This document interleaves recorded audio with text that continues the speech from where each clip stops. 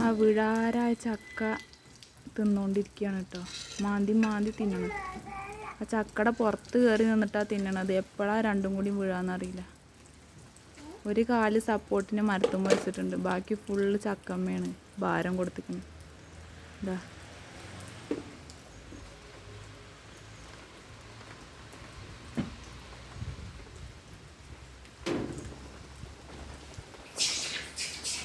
Sound കേട്ടോ, അത് കുരങ്ങന്മാരെ സൗണ്ടാ.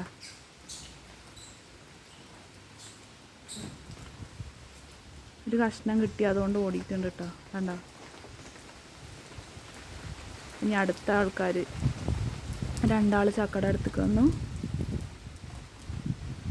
Clear കുറവാകുന്നു.